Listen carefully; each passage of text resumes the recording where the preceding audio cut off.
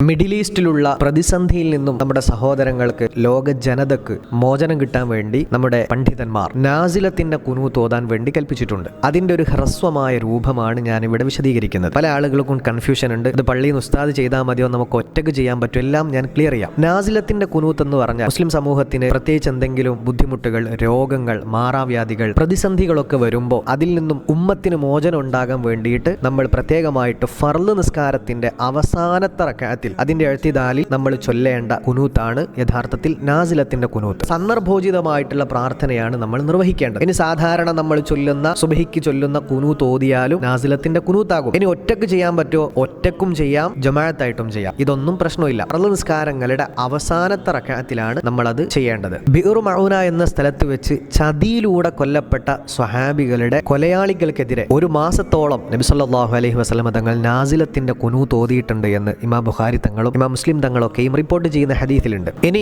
ഇത് മറന്നുപോയാൽ കുഴപ്പമുണ്ടോ? മറന്നുപോയാൽ സഹവിന്റെ സുജൂദൊന്നും ചെയ്യേണ്ടതില്ല. ഒന്ന് രണ്ട് പ്രാർത്ഥന ഞാൻ ഇവിടെ മെൻഷൻ ചെയ്യുന്നുണ്ട്. അതൊന്നും നിങ്ങൾക്ക് ചൊല്ലാൻ പറ്റുന്നില്ലെങ്കിൽ ടെൻഷൻ ആവണ്ട. സാധാരണ സുബ്ഹിക്ക് നമ്മൾ ഓതുന്ന ഖുനൂത്ത് അങ്ങ് ഓതിയാൽ മതി. നിങ്ങൾക്ക് പറ്റുന്ന മുഴുവൻ ആളുകളിലേക്കും ഇത് ഇൻഷാ അല്ലാഹ് ഷെയർ ചെയ്യണം. അവനവന്റെ ഒറ്റയ്ക്കുള്ള നിസ്കാരത്തിൽ പരമാവധി നിങ്ങൾ എല്ലാവരും ഇൻഷാ അല്ലാഹ് ഇന്നു മുതൽ നാസിലത്തിന്റെ ഖുനൂത്ത് ഓതണം. നമ്മുടെ പണ്ഡിതന്മാരൊക്കെയും ആഹ്വാനം ചെയ്തു കഴിഞ്ഞു. കൂട്ടമായ പ്രാർത്ഥനയിലൂടെ ഈ പ്രതിസന്ധിയിലും നമുക്ക് പരിഹാരം ഉണ്ടാകും. അല്ലാഹു തൗഫീഖ് തരട്ടെ.